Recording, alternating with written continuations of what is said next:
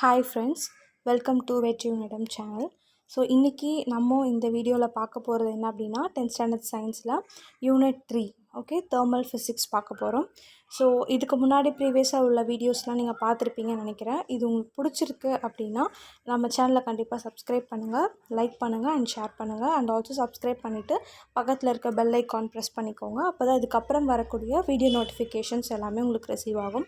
So இப்போது thermal ஃபிசிக்ஸில் வந்து பார்த்திங்கன்னா நம்ம வந்து லைக் தெர்மல் அப்படின்னும் போதே வந்து பார்த்திங்கன்னா நம்மளுக்கு தெர்மல் அப்படின்னா என்ன, வெப்பம், சரியா? ஸோ இப்போது இந்த லெசனில் தெர்மல் எனர்ஜி பற்றி தான் நம்ம ஃபுல் அண்ட் ஃபுல் வந்து படிக்க போகிறோம். ஸோ இப்போ ஃபஸ்ட்டு வந்து introduction part and absolute scale of temperature பார்ப்போம். அதுக்கப்புறம் தெர்மல் ஈக்குவலிபிரியம் பார்க்கலாம், சரியா? ஸோ அதுக்கப்புறம் இருக்கக்கூடியதை நெக்ஸ்ட் வீடியோவில் நம்ம பார்க்க போகிறோம். ஸோ இப்போது ஃபஸ்ட்டு வந்து என்ன சொல்லியிருக்காங்க அப்படின்னா Sun is the primary source of thermal energy for all the living organisms. So வெப்பம் அப்படின்றது வந்து பார்த்திங்கன்னா உலகத்தில் இருக்கக்கூடிய லிவிங் ஆர்கானிசமோட லைஃப் சைக்கிளில் ஒரு பெரிய பங்கு இருக்குது. வெப்பம் இந்த அளவில் இருந்தால் தான் அந்தந்த உயிரினங்கள் வந்து நல்லபடியாக வாழ்கிறதுக்கான வாய்ப்புகள் இருக்குது. ஸோ இந்த ப்ரைமரி சோர்ஸ், அந்த வெப்பத்துடைய ப்ரைமரி சோர்ஸ் வந்து பார்த்திங்கன்னா சன் தான். ஸோ அது இயற்கையாக நம்மளுக்கு கிடைக்கக்கூடிய ஒரு விஷயம். So thermal energy is the cause and temperature is the effect. அதாவது தெர்மல்ன்றது அதாவது வெப்பம், அந்த வெப்பம் வந்து ரீசன்னா அதோட விளைவு தான் வந்து நம்மளுக்கு டெம்பரேச்சர், சரியா? ஸோ அந்த ஹீட்டோட டெம்பரேச்சர் அப்படின்னு வச்சுக்கலாம். So all living organisms need a particular temperature for their survival. So எந்த ஒரு லிவிங் ஆர்கானிசமாக இருந்தாலுமே அதுக்குன்னு பொருத்தமான ஒரு வெப்பநிலை இருக்குது, சரியா? ஸோ இப்போது எந்த ஒரு சில உயிரினங்கள் எடுத்துக்கிட்டோன்னா அதால் வெப்பத்தில் வாழ முடியாது. ஒன்லி வந்து பார்த்திங்கன்னா லைக் கூலஸ்ட் ஏரியா அதோட உடல்நிலைக்கு தகுந்த மாதிரி தான் வாழ முடியும். ஸோ அந்த மாதிரி விஷயங்கள் இருக்குது. ஸோ இந்த kitchen a container with a steel bottom is placed on the induction stove. So இப்போ நம்ம வந்து இண்டக்ஷன் ஸ்டவ் லைக் கரண்ட் அடுப்பில் சொல்லுவாங்கள்ல. ஸோ அங்கே வந்து ஒரு ஸ்டீல் பாட்டம் வைக்கிறோம் அப்படின்னா அந்த ஸ்டீலில் வந்து லைக் கரண்ட்டை பாஸ் ஆகி அந்த பாத்திரம் வந்து சூடாகும். ஸோ நம்மளோட சுற்றி இருக்கக்கூடிய விஷயங்கள்லையும் தெர்மல் வந்து அதாவது ஹீட் எனர்ஜியில் ஆர் தெர்மல் எனர்ஜி நம்ம யூஸ் பண்ணிட்டு தான் இருக்கோம். ஸோ இதெல்லாம் எதுக்காக? Do you know why? All of us have a common man's understanding of thermal energy and temperature. ஒரு சாதாரண மனுஷனா நம்மளுக்கு டெம்பரேச்சரை பற்றியும் ஒரு தெர்மல் எனர்ஜி பற்றியும் ஒரு சின்ன இன்ஃபர்மேஷன் நம்மளுக்கு இப்படின்னா என்ன அப்படின்னு தெரிஞ்சிருக்கோம். பட் இந்த லெசனில் வந்து நம்ம பார்க்க போகிறது தெர்மல் எனர்ஜி அண்ட் டெம்பரேச்சரை வந்து சயின்டிஃபிக்காக எப்படிலாம் ப்ரூவ் பண்ணியிருக்காங்க, அது எப்படிலாம் இருக்குது அப்படின்றத பற்றி நம்ம பார்க்குறோம். ஸோ அண்ட் ஆல்சோ வந்து என்ன சொல்கிறாங்கன்னா தெர்மல் எனர்ஜி எப்படி ட்ரான்ஸ்ஃபர் ஆகும் அண்ட் அதோட தெர்மல் எனர்ஜியோட விளைவுகளும் என்னென்ன அப்படின்னு சொல்லிட்டு தான் இதில் பார்க்க போகிறோம். ஸோ தெர்மல் எனர்ஜி வந்து காஸ் அப்படின்னா அதோட விளைவு அப்படின்னு பார்க்கும்போது டெம்பரேச்சர். ஸோ அந்த டெம்பரேச்சரை பற்றி இப்போ பார்க்கலாம். So temperature is defined as a degree of hotness of a body.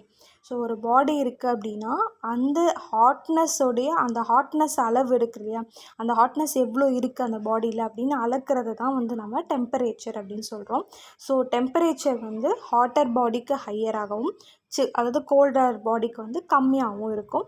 So it is also be defined as the property which determines whether the body is in equilibrium or not with the surroundings. So நம்ம சரௌண்டிங்க்கு பொருத்தமான அந்த சமநிலையோடு இருக்கணும். Temperature வந்து ரொம்ப லோவும் ஆகக்கூடாது, ரொம்ப ஹையும் இருக்கக்கூடாது.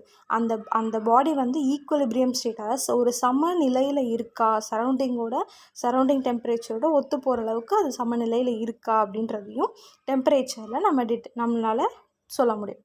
So next வந்து பார்த்திங்கன்னா further temperature is the property which determines the direction of flow of heat. So டெம்பரேச்சரோட முழுக்க அந்த வேலையே என்னென்னா அந்த ஹீட்டுடைய அந்த ஃப்ளோ, அந்த அமௌண்ட் எவ்வளோ இருக்குது. ஸோ இதுதான் வந்து நம்மளுக்கு டெம்பரேச்சரை யூஸ் பண்ணி நம்ம தெரிஞ்சுக்கக்கூடிய ஒரு விஷயம். So it is a scalar quantity. So scalar quantity அப்படின்னா என்ன? ஸ்கேலார் குவான்டிட்டி வெக்டார் குவான்டிட்டிக்கு போன வீடியோவில் நான் உங்களுக்கு டிஃப்ரென்ஸ் சொல்லியிருந்தேன். அதாவது ஸ்கேலார் குவான்டிட்டி அப்படின்னா அது வந்து just it determines the quantity of அதோட அளவு மட்டும்தான் அது குறிக்கும். மேக்னிடியூட் அப்படின்னு சொல்லுவாங்க, அந்த அளவு மட்டும்தான் குறிக்கும். மற்றபடி வேறு எந்த ஒரு விஷயங்கள் லைக் டைரக்ஷனோ அந்த மாதிரி அதை பற்றி எதுவுமே வந்து எக்ஸ்பிளைன் பண்ணாது. ஸோ அதை வந்து நம்ம ஸ்கேலார் குவான்டிட்டின்னு சொல்லுவோம்.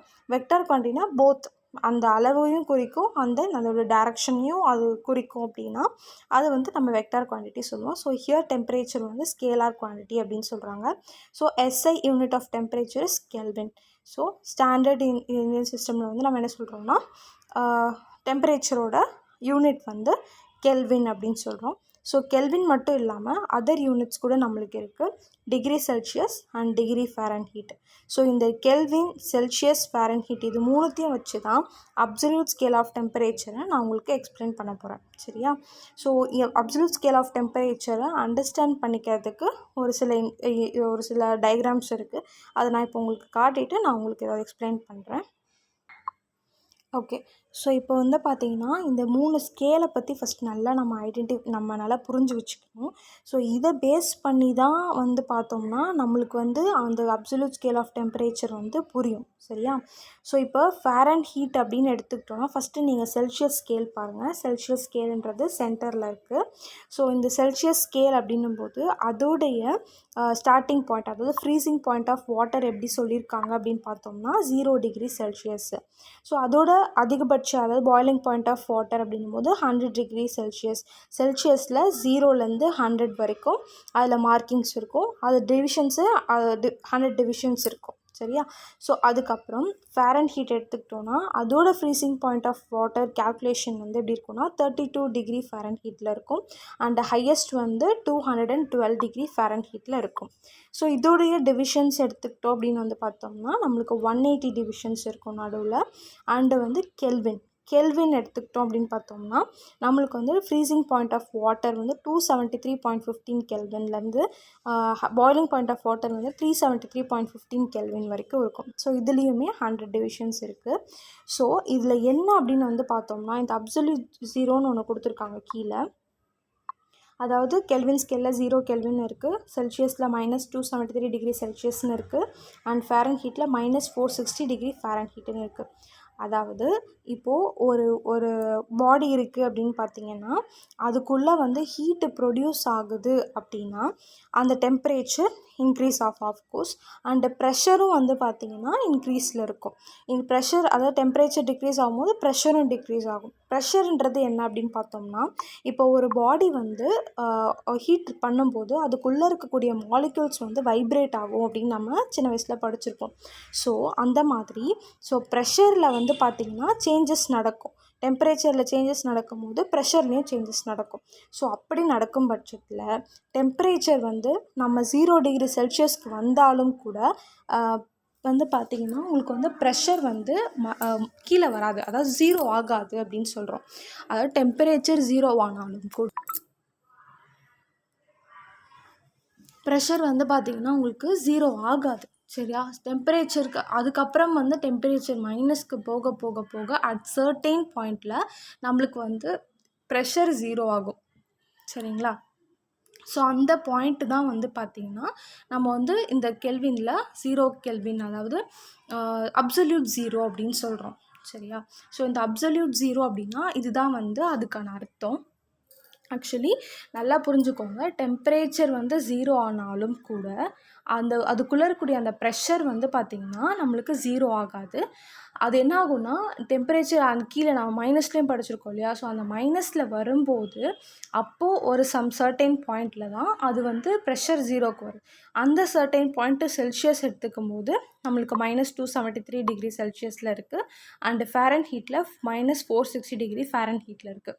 ஸோ இந்த சர்டெயின் பாயிண்ட்டை தான் நம்ம அப்சல்யூட் 0 அப்படின்னு சொல்கிறோம். ஸோ அண்ட் வந்து பார்த்திங்கன்னா நெக்ஸ்ட்டு நம்ம இதை வந்து நான் உங்களுக்கு புக்கை பார்த்து எக்ஸ்பிளைன் பண்ணுறேன். ஸோ இங்கே பார்த்துக்கோங்க, த temperature measured in relation to absolute 0 using the kelvin scale is known as absolute temperature. அந்த கெல்வின் ஸ்கேலில் அப்சல்யூட் 0 அப்படின்னு நம்மளுக்கு அந்த டெம்பரேச்சரில் குறிச்சது இல்லையா? ஸோ அந்த 0 கெல்வின், ஸோ அதுதான் வந்து அப்சல்யூட் டெம்பரேச்சர் அப்படின்னு சொல்கிறோம். இதுதான் நம்ம தெர்மோடைனமிக் டெம்பரேச்சர்னு சொல்கிறோம். சரியா? Each unit of the thermodynamic scale of temperature is defined as the fraction of 1/273.16th part of the thermodynamic temperature of the triple point of water. அதாவது triple point of water, actually triple point of water அப்படின்னா என்ன அப்படின்னு பார்த்தோம்னா triple அப்படின்னும் போதே நம்மளுக்கு அந்த 3 states of water ஞாபகம் வச்சுக்கோங்க. Solid, liquid, case. ஸோ ஒரு பாயிண்டில் அந்த பாயிண்டில் வந்து பார்த்திங்கன்னா சாலிடு, லிக்விட், கேஸ் 3மே வந்து நம்மளுக்கு ஒரே ஸ்டேட்டில் கிடைக்கும். சரியா? லைக் ஒரே டெம்பரேச்சர். ஸோ அது என்ன ஒரு பாயிண்ட்டுன்னு கேட்டிங்கன்னா 0.01 டிகிரி செல்சியஸ். ஸோ அந்த பர்டிகுலர் 0.01 டிகிரி செல்சியஸில் நம்மளுக்கு அந்த பாயிண்ட்டை தான் நம்ம ட்ரிப்பிள் பாயிண்ட் ஆஃப் வாட்டர் அப்படின்னு சொல்லுவோம். ஸோ அதை என்ன சொல்கிறாங்க அப்படின்னா, இப்போது தெர்மோடைனமிக் டெம்பரேச்சர் அப்படின்னு பார்க்கும்போது இப்போ செல்சியஸ் ஸ்கேல்ஸில் பாருங்கள். செல்சியஸ் அப்படின்னும்போது உங்களுக்கு காட்டுறேன் நான். ஸோ இப்போது 0 டிகிரி செல்சியஸ் அப்படின்னும்போது அதுக்கு நேராக கூட கெல்வினோட வேல்யூ என்ன? 273.15 கெல்வின். ஸோ இப்போது நம்மளோட ட்ரிப்பிள் பாயிண்ட் ஆஃப் வாட்டரோட அந்த பாயிண்ட் என்ன? 0.01 டிகிரி செல்சியஸ். அப்போது 0.01 டிகிரி செல்சியஸ் அப்படின்னா நம்ம கெல்வின் கூட கம்பேர் பண்ணும்போது நம்மளுக்கு என்ன ஆகும்னா 273.16 அப்படின்னு வரும். சரியா? ஸோ அதுக்கு என்ன அர்த்தம் அப்படின்னா ஈச் யூனிட், ஓகே, ஒரு யூனிட்டுமே இப்போ அந்த லைனை படிக்கிறேன். இந்த ஈக்குவேஷனை புரிஞ்சுக்கோங்க. அந்த 0.01 டிகிரி செல்சியஸ் அது வந்து நம்மளோட கெல்வின் கூட ஆட் பண்ணும்போது 273.16 மாறும். அங்கே ஏன் 1/273.16 பார்ட் அப்படின்னு கொடுத்துருக்காங்கன்றது இப்போ நான் சொல்கிறேன். ஸோ இப்போது நம்ம அந்த ஆட் பண்ணோம் இல்லையா? ஸோ அந்த ட்ரிப்பிள் பாயிண்ட் ஆஃப் வாட்டர் கூட கம்பேர் பண்ணி அந்த கெல்வினில் வந்து பார்த்திங்கன்னா ஒரு டிவிஷனும், அதாவது ஒரு temperature difference of 1 degree Celsius is equal to that of 1 Kelvin. So அதனால தான் 1/273.16 பார்ட் அப்படின்னு சொல்லி கொடுத்துருக்காங்க. சரியா? So 0 Kelvin is the absolute scale of temperature of the body. So 0 Kelvin அப்படின்றது தான் வந்து பார்த்திங்கன்னா absolute scale of the temperature of the body அப்படின்னு கொடுத்துருக்காங்க. ஸோ இப்போ வந்து பார்த்திங்கன்னா நெக்ஸ்ட் வந்து the relation between the different types of scale of temperature. இப்போது செல்சியஸ் அண்ட் கெல்வின் இருக்குன்னா இப்போ வந்து செல்சியஸில் கொடுத்துருக்குற ஒன்றை நீங்கள் கெல்வினுக்கு சேஞ்ச் பண்ணுறீங்க அப்படின்னா அப்போது நீங்கள் செல்சியஸ் கூட 273 ஆட் பண்ணணும். சரியா? அந்த ஸ்கேல் வந்து நான் உங்களுக்கு ஷேர் பண்ணுறேன். அந்த இமேஜ் வந்து நீங்கள் நெட்டில் போட்டிங்கன்னா கூட உங்களுக்கு கிடைக்கும். நான் என்னோடய இன்ஸ்டாகிராம் பேஜ்லேயும் அதை போடுறேன். ஸோ இந்த வீடியோலேயே நீங்கள் அது முன்னாடி போயிட்டு பார்த்தீங்க அப்படின்னா அது நீங்கள் பார்க்கலாம். ஸோ கெல்வினாக சேஞ்ச் பண்ணும்போது செல்சியஸ் கூட வந்து நம்ம 273 ஆட் பண்ணுறோம். அதே மாதிரி கெல்வின் இப்போ ஃபேரன் ஹீட்டில் கொடுத்துருக்காங்க அப்படின்னா நம்ம வந்து கெல்வினாக சேஞ்ச் பண்ணுறோம் அப்படின்னும் போது ஃபேரன் ஹீட் கூட 460 அந்த 460 ஆட் பண்ணிவிட்டு இன்ட்டு 5/9. இந்த 5/9 எங்கேருந்து வந்தது அப்படின்னு பார்த்தீங்கன்னா இப்போது கெல்வின் ஸ்கேலில் எடுத்துக்கிட்டோன்னா நம்மளுக்கு வந்து 100 டிவிஷன்ஸ் இருக்கும். அதுவே ஃபேரன் ஹீட்டோட டிவிஷன்ஸ் எடுத்துக்கிட்டோன்னா 180 டிவிஷன்ஸ் இருக்கும். ஸோ அந்த 100/180 அப்படின்றது தான் சிம்பிளிஃபை பண்ணி 5/9 அப்படின்னு கொடுத்துருப்பாங்க. ஸோ இதுதான் இதோடைய மீனிங். சரியா? ஸோ நீங்கள் இன்டெப்த்தாக வந்து யோசிக்காமல் அந்த ஸ்கேல் வரைக்கும் அந்த டயக்ராம் வரைக்கும் பார்த்துட்டு அண்டர்ஸ்டாண்ட் பண்ணிக்கோங்க. அதுவும் அது கீழே இருக்கிற வரைக்கும் நீங்கள் பார்க்க தேவையில்லை. அதாவது 0 டிகிரி செல்சியஸ் அந்த செல்சியஸ் ஸ்கேலை வச்சு நீங்கள் போத்து கெல்வின் ஸ்கேல் அண்டு வந்து அந்த ஃபேரன் ஹீட் ஸ்கேலையும் வச்சு பார்த்துட்டு இதை பார்த்தீங்கன்னா உங்களுக்கு புரிஞ்சிடும். சரியா?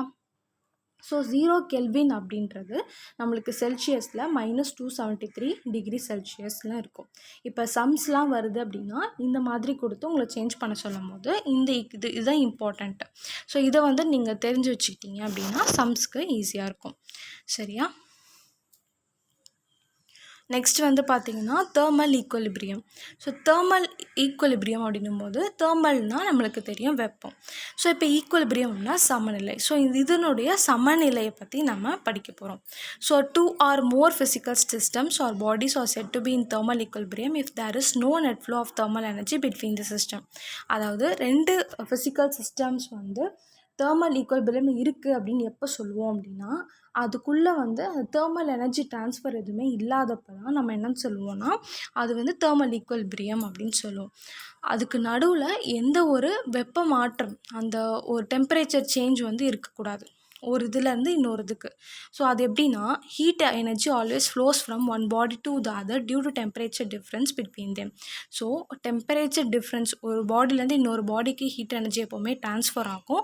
எப்படின்னா அதாவது அதிகமாக இருக்கிறதுலேருந்து கம்மியாக இருக்கிறதுக்கு ட்ரான்ஸ்ஃபர் ஆகும். ஸோ அதிகமாக இருக்கிறதுலேருந்து கம்மியாக இருக்கிறதுக்கு ட்ரான்ஸ்ஃபர் ஆகும். ஸோ அந்த மாதிரி டெம்பரேச்சர் டெம்பரேச்சர் டிஃப்ரென்ஸ் இருக்கும்போது தான் அந்த மாதிரி நடக்கும். ரெண்டுத்துலேயுமே same amount of temperature maintain ஆச்சுன்னா அதுக்கு நடுவில் அந்த ரியாக்ஷன் நடக்காமல் இருக்கும். So thus you can define thermal equilibrium in another way. If two bodies are said to be in thermal equilibrium, then they will be at the same temperature.